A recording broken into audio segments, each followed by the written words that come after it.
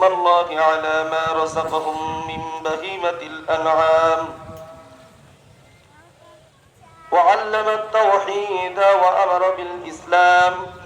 الله أكبر الله أكبر لا إله إلا الله والله أكبر الله أكبر ولله الحمد.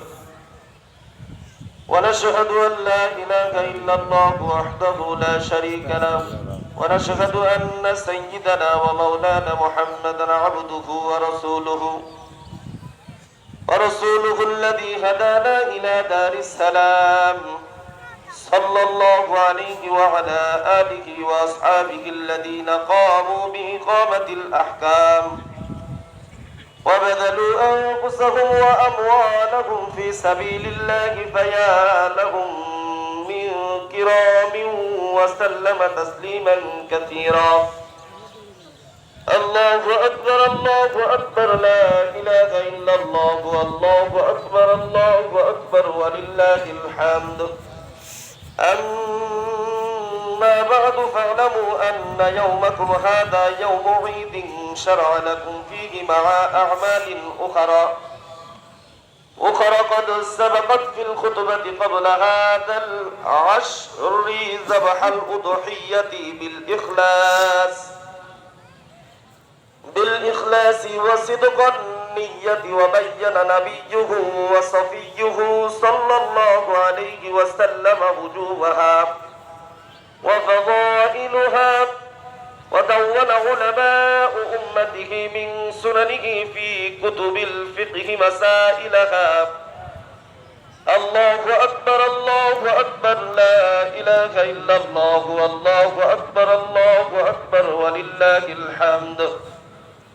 فقد قال عليه الصلاة والسلام ما عمل ابن آدم من عمل يوم النحر أحب إلى الله من إهراق الدم وإنه ليأتي يوم القيامة بقرونها وأشعارها وأغلافها وإن الدم ليقع من الله بمكان قبل أن يقع بالأرض فتيبوا بها نفسها. الله أكبر الله أكبر لا إله إلا الله والله أكبر الله أكبر ولله الحمد. وقال أصحاب رسول الله صلى الله عليه وسلم يا رسول الله ما هذه الأضاحي؟ قال سنة أبيكم إبراهيم عليه السلام. قالوا فما لنا فيها يا رسول الله؟ قال بكل شعرة حسنة. قالوا فالصوف يا رسول الله؟ قال بكل شعرة من الصوف حسنة. الله أكبر الله أكبر لا إله إلا الله والله أكبر الله أكبر ولله الحمد.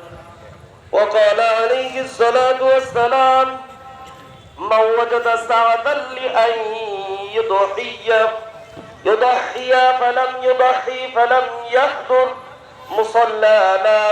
الله أكبر الله أكبر لا إله إلا الله والله أكبر الله أكبر ولله الحمد. وقال ابن عمر الأضاحي يومين بعد يوم الأضحى ولعلي مثله وهذا بعد من